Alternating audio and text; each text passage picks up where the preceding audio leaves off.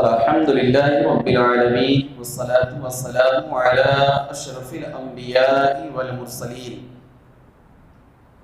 أما بعد فأعوذ بالله من الشيطان الرجيم بسم الله الرحمن الرحيم ألهاكم التكاثر حتى زرتم المقابر وقال رسول الله صلى الله تعالى عليه وآله وسلم ان اعظم النکاح برکتاً ایسرہ موئنا او کما قال بارک اللہ لنا ولکم فی القرآن العظیم ونفعنا وإیاکم بالآیات والذکر الحکیم۔ آئیے ہم اور آپ مل کر سب سے پہلے نبی محتشم حضور احمد مجتبی محمد مصطفیٰ صلی اللہ تعالی علیہ وسلم کی بارگاہ اقدس میں درود شریف پڑھتے ہیں۔ اللہم صلی علی سیدنا مولانا محمد بارک وسلم صلاۃ و سلام علیک یا رسول اللہ یا حبیب اللہ صلی اللہ تعالی علیہ وآلہ وسلم۔ قرآن مجید فرقان حمید کی پارہ نمبر 30 سورہ التکاثر کی آیت نمبر 1 اور 2۔ اللہ رب العزت نے قرآن مجید فرقان حمید میں ارشاد فرمایا الہاکم التکاثر حتی زرتم المقابر، تمہیں غافل کر رکھا ہے، تمہیں غافل کر رکھا ہے مال کی زیادہ طلبی، اور تم نے قبروں کا منہ دیکھا۔ یعنی کہ انسان جو اس کے اندر ایک حرص، لالچ، مال کی جانب زیادہ رغبت، یہاں تک کہ انسان کوشش میں لگا رہتا ہے شب و روز کہ مال کی زیادتی ہو، مال کہاں سے آئے، دولت کہاں سے آئے، مال کس طریقے سے طرح کیا جائے، ایسے کرتے کرتے اس کی زندگی کا اختتام ہو جاتا ہے، یعنی کہ موت آ جاتی ہے۔ ہر ایک کوئی سوچتا ہے کہ موت سے پہلے پہلے ہر قسم کی آرائش، عیش و عشرت، آرام، سکون، چین، اپنی نفسانی خواہشات کے لیے لوگ دن اور رات کوشش کرتے ہیں۔ پیارے نبی صلی اللہ تعالی علیہ وسلم نے ارشاد فرمایا کہ سب سے زیادہ برکت والا نکاح وہ ہے جس میں کم خرچہ ہو، جس میں کم خرچہ ہو۔ اور آج ہم دیکھیں اپنے آپ میں جھانکیں، گریبان کے اندر دیکھیں، کیا پیارے نبی صلی اللہ علیہ وسلم کی اس مبارک حدیث مبارکہ پہ ہم عمل کرتے ہیں یا نہیں کرتے؟ آج شادی بیواہ میں جو اخراجات ہیں، جہیز ہے، منگنی ہے، بارات ہے، اور شکرانہ بھی شامل ہے، منہ دیکھنا بھی شامل ہے، کپڑے اچھے ہونا بھی شامل ہے۔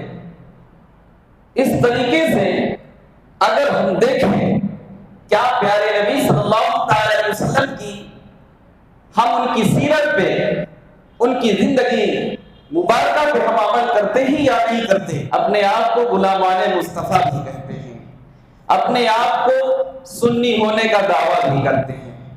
کیا پیارے نبی صلی اللہ تعالی علیہ وسلم کی سنت پر عمل کرتے ہیں؟ کیا پیارے پیغمبر صلی اللہ تعالی علیہ وسلم نے ہمیں جو تعلیمات دی ہیں ان پر ہم عمل کرتے ہیں؟ نہیں کرتے، نہیں کرتے۔ آج شادیوں کے جو اخراجات ہیں، شادی میں مہر کس پہ ہے؟ لڑکے پر، ولیمہ کس پہ؟ لڑکے پر۔ تو پھر شادی کے اخراجات لڑکی والوں پر کیوں؟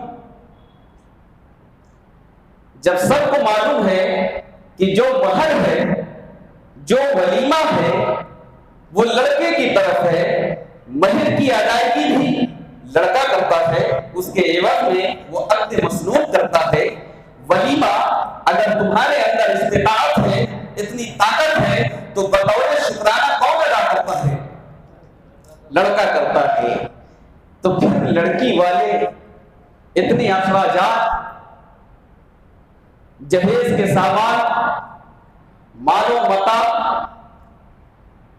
منگنی کے وقت سے ہمارے معاشرے کا حال یہ ہے کہ جب سے لڑکی اور لڑکے کی شادی کی بات شروع ہو جاتی ہے، تب سے لوگ اپنی اپنی مانگیں شروع کر دیتے ہیں، ڈیمانڈ شروع کر دیتے ہیں۔ باضابطہ ان کے لوگ ہوتے ہیں جو پیغامات پہنچاتے ہیں کہ لڑکے والے کی یہ خواہش ہے، لڑکا یہ چاہ رہا ہے، لڑکے کے والدین یہ چاہتے ہیں۔ اے مسلمانوں، ذرا ہمیں غور کرنا، ذرا سوچنا۔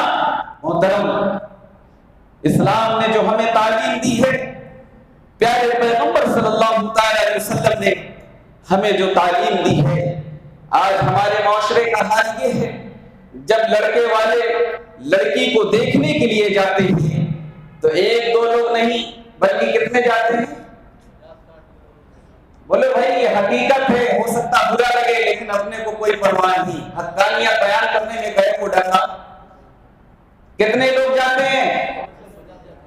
40-50۔ ایک لڑکی دیکھنا خاوند کے لیے 40-50 لوگوں کی کیا ضرورت ہے؟ بولو، ضرورت ہے یا نہیں ضرورت ہے؟ تو پھر کیوں جاتے ہیں؟ وہ بیچارہ والد جو لڑکی کا باپ ہے، وہ کسی طریقے سے پریشان حال ہو کر، کسی سے قرض وغیرہ لے کر پریشانی کے عالم میں لڑکے والوں کی تمام خواہشات کو، ان کے ڈیمانڈ کو مکمل کرتا ہے۔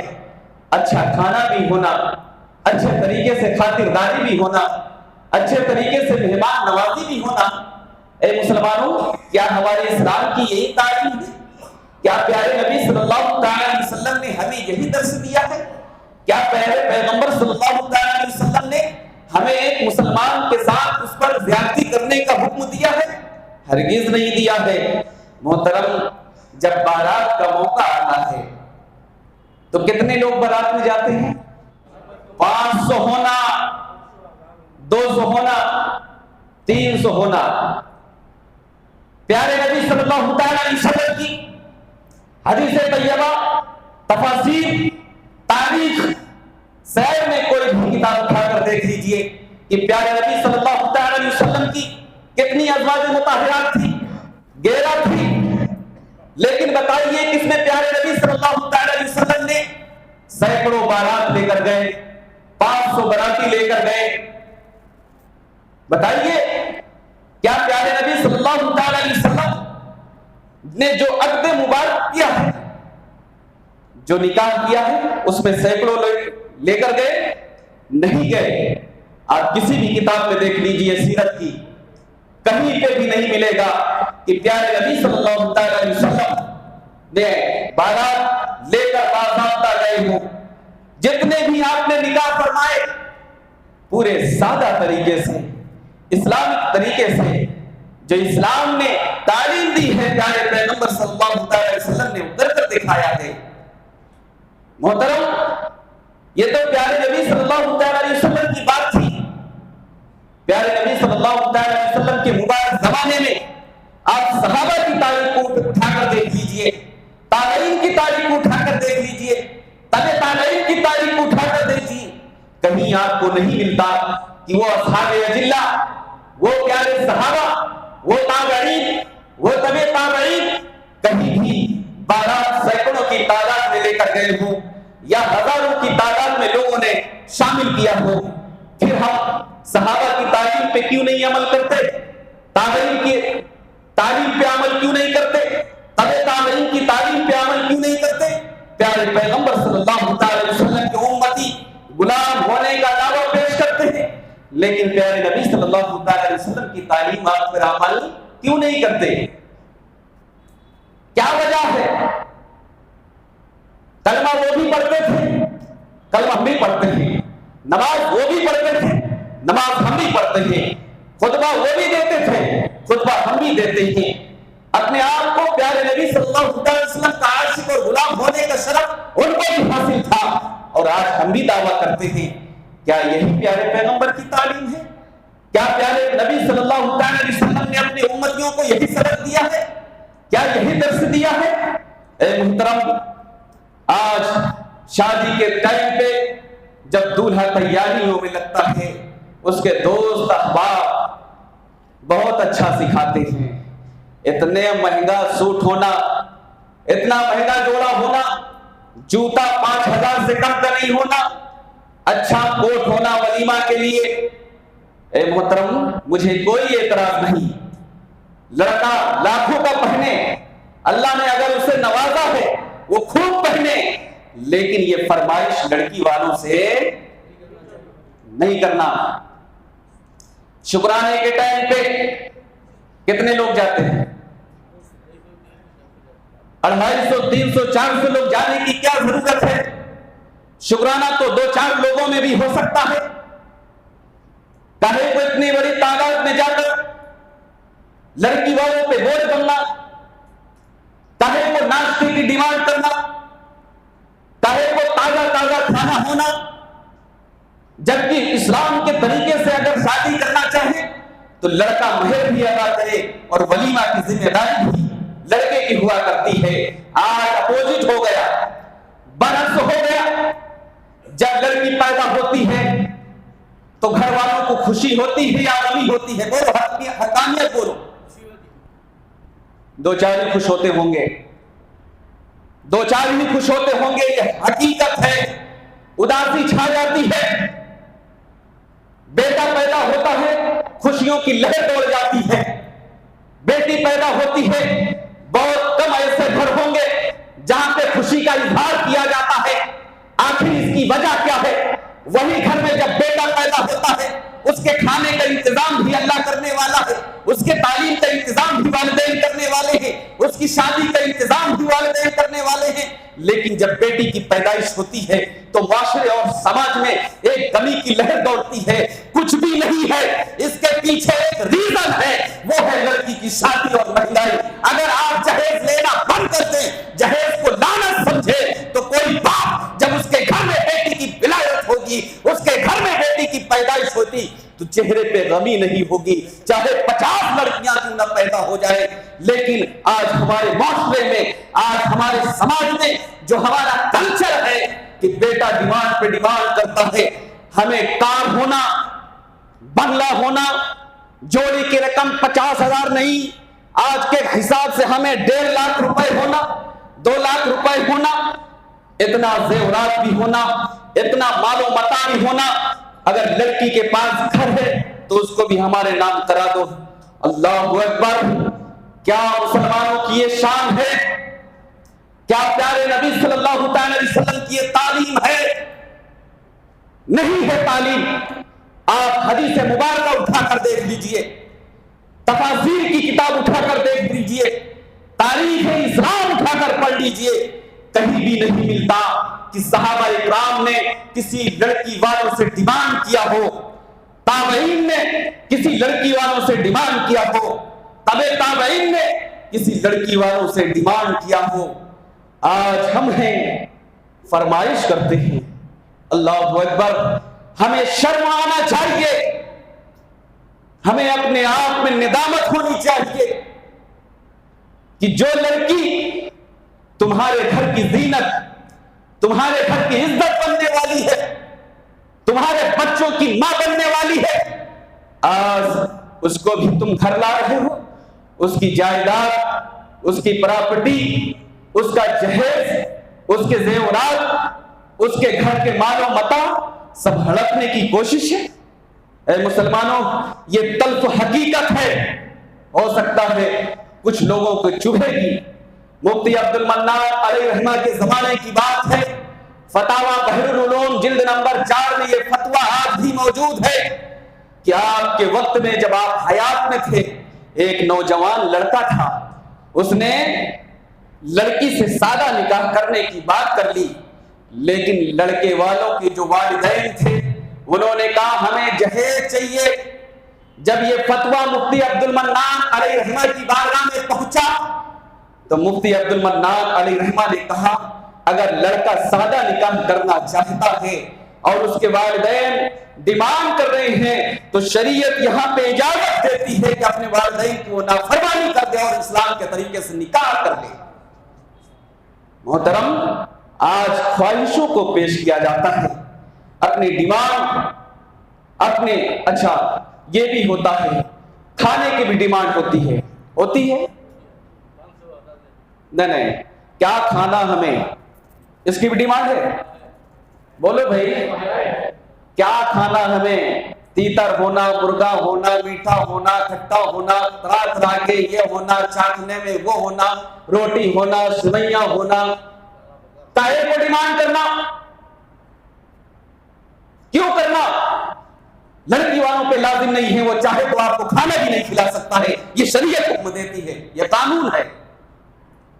اگر تمہارے اندر استطاعت اور طاقت ہے تو ولیمہ کے نام پہ تم ہزاروں کروڑوں کا صدقہ لٹا دو، ہمیں فرق نہیں پڑتا، تمہیں مبارک ہو، لیکن لڑکی والوں پہ بوجھ بننا، ان پہ شیخی جھاڑنا، ان کو مجبور کرنا، کسی باپ کو اس کو قرض لینے پہ مجبور کر دینا، یہ اسلام کی تاریخ نہیں ہے، یہ اسلام کی روایتوں میں نہیں ہے، یہ اسلام کی تعلیمات میں نہیں ہے۔ اے محترم، ہم پیارے نبی صلی اللہ تعالی علیہ وسلم کے کلمہ گو ہیں، ان کا کلمہ پڑھنے والے ہیں، ہمیں پیارے پیغمبر صلی اللہ تعالی علیہ وسلم کی تعلیمات پر عمل کرنا چاہیے۔ پیارے نبی صلی اللہ تعالی علیہ وسلم نے کسی بھی ازواج مطہرات کے نکاح میں، کوئی بھی ازواج مطہرات جو غیرہ پاک باز مومنوں کی ماں کا شایعہ نبوت میں تشریف فرما ہوئی، وہ جہیز لے کر نہیں آئی، لیکن ہمارے معاشرے میں جہیز پہلے پہنچ جاتا ہے، لڑکی بعد میں جاتی ہے۔ جہیز 4 دن اول ہو جانا، بیڈ کہاں سیٹ ہونا، فریج کہاں رکھنا، کولر کہاں رکھنا، واشنگ کہاں رکھنا، مکسی کہاں رکھنا، فلاں ڈھیکا، تمام چیزیں یہ سب پہلے پہنچ جاتی ہے، لڑکی بعد میں آتی ہے۔ جہیز کی ملکیت، جہیز کی مالکہ وہ لڑکی ہے قانون اسلام کے مطابق۔ ابھی لڑکی نہیں پہنچی، جہیز پہنچ جاتا ہے۔ باپ اپنی خوشی سے، آپ ڈیمانڈ نہ کریے، آپ مطالبہ نہ کریے، ایک والد اگر اپنی خوشی سے کچھ دینا چاہتا ہے اپنی بچی کو بطور تحفہ تو لیا جا سکتا ہے، اسلام نے اس کی ممانعت نہیں فرمائی، لیکن اگر مطالبہ کرتے ہیں، ڈیمانڈ کرتے ہیں کہ ہمیں 4 پہیہ گاڑی بھی ہونا، تو یہ شریعت کے خلاف ہو جائے گا، اسلام کے قانون کے خلاف ہو جائے گا۔ نوجوان اگر اپنے آپ میں ایک عزم مصمم کر لے کہ اگر جو میں نکاح کروں گا وہ سادہ نکاح کروں گا، اسلام کے مطابق نکاح کروں گا، تو آج جو ہمارے معاشرے میں اتنی گڑبڑی ہو کر ہے، آج معاشرے میں جو اتنے الجھنات ہیں، یہ شکایتیں ہمیں نہیں ملتی ہیں۔ محترم، میں آپ کو بتاؤں کہ قانون اسلام کے مطابق اور پیغمبر صلی اللہ تعالی علیہ وسلم کے شریعت کے مطابق اگر ہم زندگی گزارتے ہیں، اگر نکاح کرتے ہیں تو اللہ اس میں برکتیں بھی عطا فرماتا ہے، ہماری پریشانیوں کو دور فرماتا ہے۔ پیارے پیغمبر صلی اللہ تعالی علیہ وسلم کا ارشاد مبارک ہے، یا معاشر الشباب من استطاع منکم الباءۃ فلیتزوج فإنه أغض للبصر وأحسن للفرج ومن لم يستطع فعليه بالصوم أو له وجاء أو كما قال رواه البخاری۔ پیارے پیغمبر صلی اللہ تعالی علیہ وسلم نے ارشاد فرمایا، اے نوجوانوں کی جماعت، اگر تمہارے اندر استطاعت ہے تو تم شادی کر لو، اور اگر استطاعت نہیں ہے، شادی کرنے سے تمہاری جو نگاہیں ہیں وہ نیچے ہو جائیں گی اور تمہارے شرمگاہ کی حفاظت ہو جائے گی، اور اگر اس شادی کرنے کی استطاعت نہیں ہے تو تم روزہ رکھو، تمہارے لیے یہ ڈھال ہے، فَإِنَّهُ لَهُ وِجَاءٌ، تمہارے لیے یہ ڈھال ہے۔ یعنی جب بندہ اس کی طاقت نہیں ہے شادی کرنے کی، وہ روزہ رکھے گا تو اس کے نفس مرے گا، وہ گناہوں کی طرف رغبت نہیں کرے گا، وہ بری عادتوں کی طرف اس کا رجحان نہیں ہوگا، غلط کاموں کی طرف وہ جائے گا نہیں۔ تو اے محترم پیارے نبی صلی اللہ تعالی علیہ وسلم کی یہ تعلیمات ہیں۔ آج جہیز یہ معاشرے کی بہت بڑی لعنت ہے۔ آپ نے 25 فروری کے متعلق جو احمد آباد کی رہنے والی جس کا نام عائشہ ہے، آج اس سوشل میڈیا میں اس کی ویڈیوز آ رہی ہیں۔ اس لڑکی نے جو خودکشی کر لی، ویسا اسلام اس کی اجازت تو نہیں دیتا، صبر کرنا چاہیے تھا، اپنے والدین کی رفاقت میں رہنا چاہیے تھا، لیکن جو اس کی خودکشی ہوئی وہ ایک مسلمانوں کو جھنجھوڑتی ہے۔ اس نے اپنے آخری ویڈیو میں جو 3 اہم پیغامات دیے ہیں، ایک تو یہ کہ اس کو مینٹلی طور سے ٹارچر کیا جا رہا تھا، اس کے ساتھ سسرے اس کا جو شوہر جس کا نام عارف خان تھا، اور اس کو ساتھ ہی ساتھ اس کا خاوند کسی دوسری لڑکی کی محبت میں گرفتار تھا۔ آج وہ لڑکی ہمارے معاشرے کی صرف ایک عائشہ ہی نہیں، بلکہ اگر ہندوستان کو ہم بیورا نکالتے ہیں اور دیکھتے ہیں تو نہ جانے آئے دن کتنی عائشہ اس دنیا سے جہیز جیسی لعنت مذموم چیز کی وجہ سے اپنی جان کی خودکشی کر لیتی ہے، اپنی جان کی بازی لگا دیتی ہے۔ اے محترم، آپ کو سوچنا چاہیے کہ اگر جہیز نہ ہوتا، جہیز کی لین دین نہ ہوتی، جہیز کا مطالبہ نہ ہوتا، تو آج ایک عائشہ نہیں بلکہ جو ہزاروں عائشہ اس دنیا سے رخصت ہو گئی، خودکشی کر لی، اپنے جان کو قربان کر دیا، ایسی نوبت نہ آتی۔ اے محترم، ذرا ہمیں غور کرنا چاہیے۔ 2012 سے لے کر 2015 تک دا انڈیا ایکسپریس کی رپورٹ ہے کہ 24,771 ایسی لڑکیاں تھیں جنہوں نے جہیز کم ملنے کی وجہ سے یا جہیز نہ پانے کی وجہ سے خودکشی کا شکار ہو گئی ہے، اپنی جان کی بازی لگا دی ہے۔ اے مسلمانوں، آج یہ ہمارے معاشرے میں جو جہیز جیسے ناسور چیز اپنا جنم دے چکی ہے، اسے ہمیں جڑ سے ختم کرنا ہوگا، اس میں روک تھام کرنی ہوگی، ورنہ آئے دن جو ایسی شکایتیں، ایسی ویڈیوز، ایسی آئیڈیوز، ایسے نیوز پیپر میں جو خبریں چھپتی ہیں، اس میں مسلمانوں کی توہین ہے، گویا اسلام کی توہین ہے۔ ہمیں اپنی اسلام اور مسلمان ہونے پہ فخر ہونا چاہیے، نہ کہ ہماری ذات سے اسلام کی توہین ہونا چاہیے۔ ہمیں اس پہ کنٹرول کرنا چاہیے۔ ہمارے معاشرے کے، ہمارے سماج کے جو بڑے لوگ ہیں، جو اہل ذمہ دار ہیں، صاحب سمجھدار ہیں، ذرا اس پہ ان کو غور و فکر کرنا چاہیے۔ ہر محلے میں ایسے آفس ہونا چاہیے جہاں پہ جہیز کے خلاف ایک اشتہار ہونا چاہیے، جہیز کے خلاف کچھ باتوں کو بلند کرنا چاہیے، تاکہ جہیز جیسی لعنت، جہیز جیسی مذموم چیز جس کو آج کی تاریخ میں ڈیمانڈ کے حساب سے مانگا جاتا ہے، ورنہ جہیز پیارے نبی صلی اللہ تعالی علیہ وسلم نے حضرت فاطمہ الزہرا رضی اللہ تعالی عنہا کو بھی دیا ہے۔ ان کا جہیز کچھ مٹی کے باسنا تھے، کچھ مٹی کے برتن تھے، کچھ آٹا کی چکی تھی، کچھ چھال کا گدا تھا، کچھ تکیا تھے، کچھ لوٹا تھے۔ لیکن آج کا جو جہیز ہے وہ جہیز شرعی نہیں ہے، اسلامی طریق سے اس کو جہیز نہیں کیا جا سکتا ہے، بلکہ اس کو ایک مطالبہ کہا جا سکتا ہے جو لوگ ایک ڈیمانڈ کی شکل دے چکے ہیں۔ اے محترم، نیشنل کرائم بیورو کی رپورٹ ہے کہ 2012 سے 2015 تک تقریباً 3 لاکھ کورٹوں میں مقدمات درج ہوئے ہیں، جو ہماری ماں اور بہنوں نے، جو لڑکیوں نے درج کرائے ہیں، وہ جہیز کی وجہ سے ان پر ظلم و زیادتی کی گئی، جس کی وجہ سے کورٹ میں انہوں نے مقدمات کو بھی دائر کیا ہے۔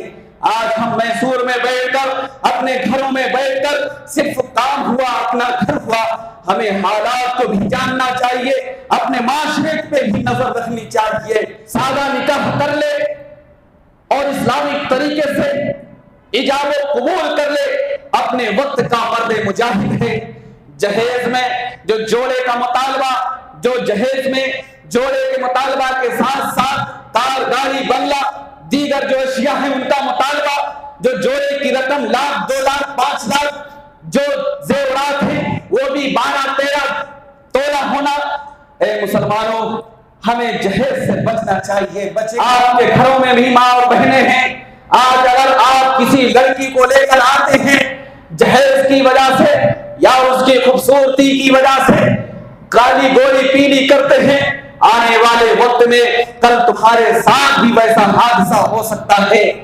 جو بھی بیوی ہے اس کے آپ حقوق شرعی ادا کریں، اس کو گھر کی زینت سمجھیں، گھر کی عزت سمجھیں، گھر کی نوکرانی اور پاؤں کی جوتی نہ سمجھیں۔ عورت کو اسلام نے مقام دیا ہے، اسلام سے پہلے عورتوں کو تقسیم کر دیا جاتا تھا، لیکن پیارے نبی صلی اللہ علیہ وسلم نے جو عورت کو ایک مقام دیا ہے، ہمیں سمجھ میں آتا ہے کہ عورت کا مقام کیا ہے، اس کی عزت و آبرو کیا ہے۔ یہ ہم سب کی ذمہ داری ہے۔